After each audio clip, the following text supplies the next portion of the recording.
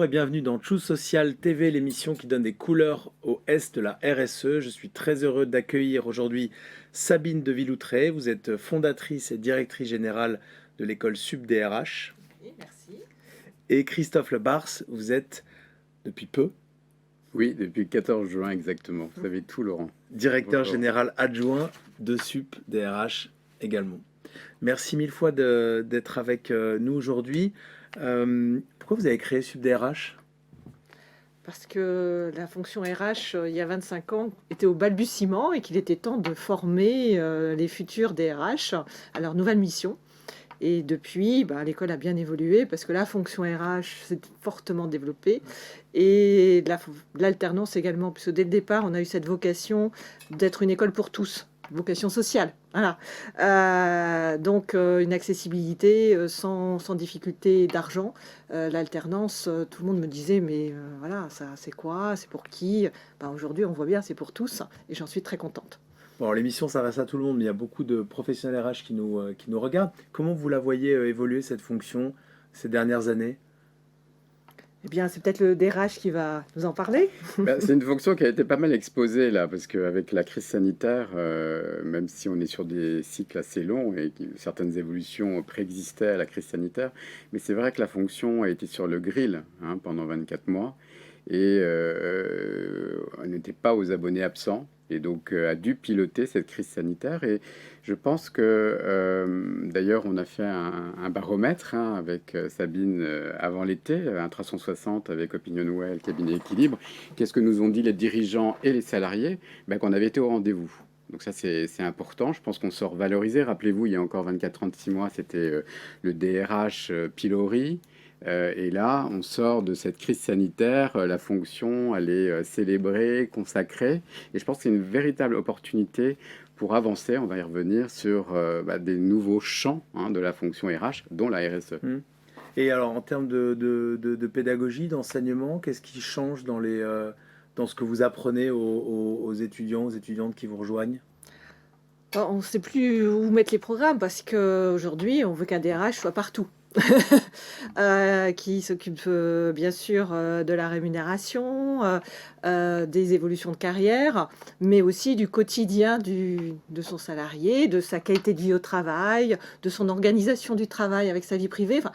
Donc, les programmes qui étaient au départ droit social paye, aujourd'hui sont de plus en plus sur des champs qui vont bien au-delà de ce qu'on imaginait de la fonction qui était avant administrative et qui aujourd'hui accompagnement du changement, accompagnement de la direction et des salariés.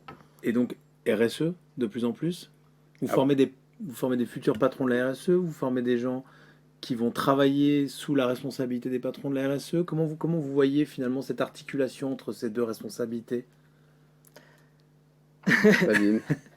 Eh bien, la fonction RSE, pour nous, elle a commencé dans les années 2006, 2008. D'ailleurs, dès 2008, on a créé une option RSE dans nos programmes de master. Donc, c'était déjà pour nous une évidence que la fonction RH devait se positionner dans cette responsabilité sociale de l'entreprise.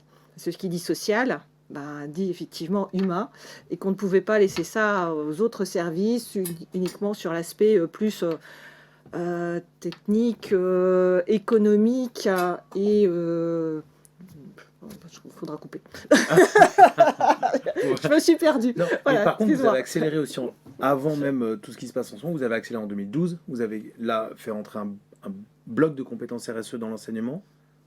Il consiste en quoi ce bloc de compétences RSE ? En fait, ce qu'on demande aujourd'hui à la fonction RH, c'est pas être le directeur de l'environnement ou de l'écologie à la place d'eux, mais de participer à de la gestion de projet en transversalité, comme le financier, comme la qualité, comme le directeur industriel, bref, comme le directeur juridique. Donc c'est important dans une formation complète, notamment au niveau master, que le futur RH puissent intégrer, déjà comprendre ce que c'est la RSE. C'est vrai que ce concept a beaucoup évolué aujourd'hui de concrètement qu'est-ce qu'on y fait. On parlait de la mobilité tout à l'heure en région parisienne, c'est un vrai sujet, la mobilité propre. C'est un sujet aussi de DRH parce que c'est un bénéfice, c'est un avantage en nature quelque part. Comment on gère les mobilités pour les salariés qui habitent à moins de 5 km. Ça, c'est un vrai sujet.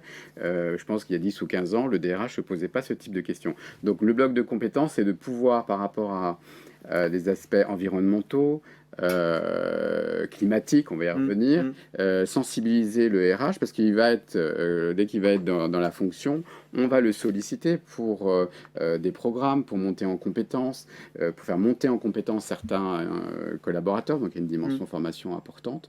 Donc il faut qu'ils soient formés à ces concepts aujourd'hui, alors pas au niveau uniquement concept, mais aussi une concréto, qu'est-ce qu'on fait?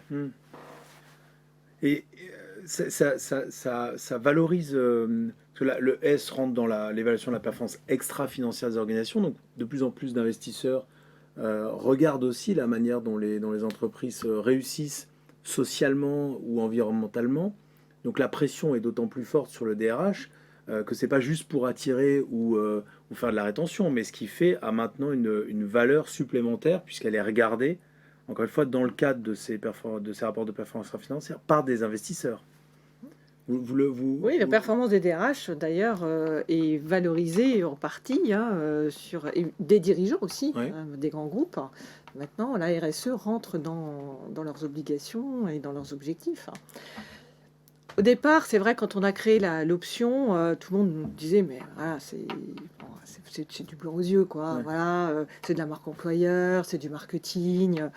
Et puis, au fil du temps, on s'est aperçu que, oui, c'était peut-être du marketing, peut-être de la marque employeur, mais que si on ne le fait pas, aujourd'hui, il n'y a plus de productivité. Parce que qui produit? C'est plus les machines, c'est les hommes, c'est les femmes. Donc, on est vraiment au cœur même, maintenant, de la stratégie de l'entreprise. On a dépassé la sphère... où c'était du gadget un peu.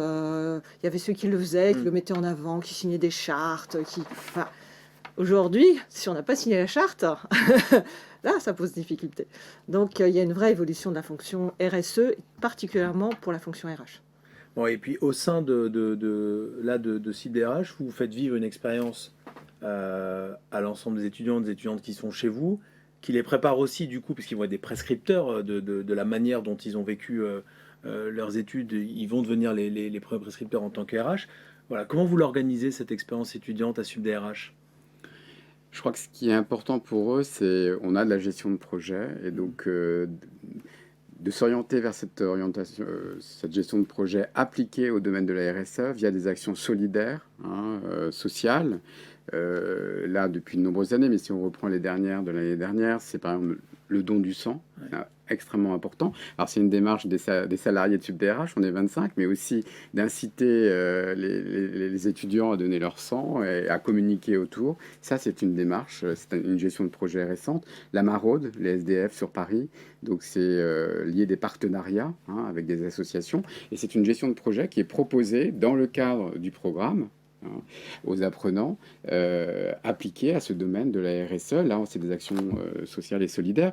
On a aussi une approche, j'allais dire réflexive, c'est-à-dire qu'on se l'applique à nous sur l'approche du handicap. On a une action très volontariste, mais aussi on initie, on associe les apprenants au handicap en entreprise. Aujourd'hui, vous savez, 80% des handicaps sont non visibles. Un salarié sur 2, un salarié sur 3 a potentiellement un handicap non déclaré. Donc c'est important que la fonction RH, dès sa formation, soit sensibilisée aussi à cette diversité. Vous avez accru le nombre d'étudiants qui présentent un handicap au sein des étudiants de SUBDRH? Comment on les trouve, quand on va les chercher? Ça paraît... Ça, c'est un vrai sujet dans le sens où on nous en parle beaucoup, mais il y a beaucoup, un vrai labyrinthe, un peu un chemin de croix pour y arriver. Alors nous, on a fait un constat en 2017, enfin, j'étais pas là, mais Sabine, et on a dit on veut structurer, et on n'avait que 4 apprenants qui étaient en situation de handicap. Et l'idée, c'était de dire, on fait une vraie gestion de projet avec des actions, des moyens. On a nommé un référent handicap qui est Chantal Beaujean dans l'école pour à la fois recruter, être facilitateur, assurer, à réassurer l'étudiant, l'apprenant qui vient nous voir, mais aussi par rapport aux employeurs d'avoir une démarche de facilitateur. Vous savez que pour accueillir des personnes en situation de handicap, il y a une triangulation entre le DRH, la médecine du travail, comment on adapte le poste. Et je crois que c'est important. On fait le job. C'est jamais assez parce qu'on est passé de 4 à 24. Donc, vous me dites en 5 ans, c'est toujours peu et pas assez. Mais on a cette ambition. Et c'est aussi dans cette culture qu'on veut partager avec nos apprenants parce qu'ils auront aussi à vivre en poste au sein des DRH. Voilà, cette situation de handicap. On peut aussi devenir en situation de handicap. Donc, c'est important de le traiter justement dans les formations de bachelor, de master ou de MBA. Mais c'est vrai que la fonction RSE, au départ, elle était très sur le harcèlement, la discrimination, le handicap. Aujourd'hui, on voit que ça glisse sur d'autres champs, qui est celui de la qualité de vie au travail, qui est beaucoup plus large. Choosema et compagnie, voilà, c'est basé là-dessus. Et on a aussi développé de plus en plus, d'ailleurs le blog s'appelle Qualité de vie au travail et santé au travail. Donc c'est très important de leur montrer que la qualité de vie, c'est pas simplement un baby-foot ou là aussi des choses très visibles, mais ça va passer par une organisation du travail, d'espace, de lumière aussi, basse consommation. Est-ce que vous leur faites vivre d'ailleurs, vous avez etc. supprimé les tableaux, c'est ça si j'ai Voilà, bien compris, donc on a révolutionné un peu pédagogie. nos locaux Ouais. avec des façons de travailler aussi différemment au niveau de l'enseignement, avec des tables individuelles, mais sur roulettes mobiles, effectivement avec des tableaux, mais qui sont plutôt des tableaux de post-it que des tableaux pour écrire, avec une capacité de travailler aussi différemment. Mais s'ils sont mobiles, s'ils ont cette capacité à appréhender le changement dans leur façon de travailler, dans leur façon d'appréhender l'organisation du travail quand ils sont étudiants, eh bien, on pense qu'une fois DRH, ils auront, en tous les cas, à l'esprit qu'il faut aussi mettre en œuvre d'organisation du travail qui incite au plaisir au travail. Nous, ce qu'on veut, c'est que nos étudiants aient plaisir à venir et plaisir à apprendre. Et ça, c'était pas des notions qu'on cherchait beaucoup. Avant, on cherchait la qualité de l'enseignement, la qualité, bien sûr, des Le intervenants. diplôme. Alors, ça ne veut pas dire qu'on a arrêté tout ça. Ouais. Mais c'est vrai que ça ne suffit plus. Comme en entreprise, ça ne suffit plus voilà, de donner un travail, un plan de carrière. Il faut aussi donner quelque part envie aux salariés de venir en entreprise. Enfin, c'est cette démarche qu'on souhaite développer à SUBDRH au travers de locaux qui sont rénovés, agréables, mais aussi avec une organisation des cours, avec des masterclass, des TD, des cours. Enfin, on essaie de mixer. Et ça peut paraître lié uniquement à la formation, mais ça va au-delà à SUBDRH, puisqu'on espère changer les mentalités et leur montrer que faire attention à son salarié, ça passe aussi par la qualité de vie et son plaisir à venir. C'est un métier qui attire beaucoup, le métier de RH. De plus en plus, un peu moins. Comment c'est perçu? Oui, alors je crois que là aussi, c'est aussi un parti pris qu'on a chez SUBDRH. Nous, on pense que c'est aussi une fonction de passage, notamment pour ceux qui ont une carrière avant et qu'on peut se reconvertir bien, voire très bien, en ayant été comptable, gestionnaire, juriste. Et je trouve que les équipes aujourd'hui sont beaucoup plus mixtes par le passé. Moi, je suis un expert, 33 ans dans la fonction, mais j'ai beaucoup apprécié ces 10 dernières années travailler dans la fonction dans des équipes RH qui ne sont pas des experts, qui ont une expérience métier. Et donc, de plus en plus, on est sollicité chez SUBDRH et on a des réponses et des offres par rapport à ça. Comment on se reconvertit, comment on fait une deuxième, voire une troisième carrière dans la fonction en ayant un passé professionnel avant. Et oui, ça attire. Et tout le monde ne sera pas DRH, bien évidemment, mais on a besoin d'un middle management aussi formé. Et c'est important d'avoir cette polyvalence, cette connaissance des métiers et des organisations. Et au contraire, welcome. Je vous remercie beaucoup. Merci Sabine, merci beaucoup Christophe d'être venu aujourd'hui nous voir. Merci pour votre invitation. Avec grand plaisir. Merci Laurent.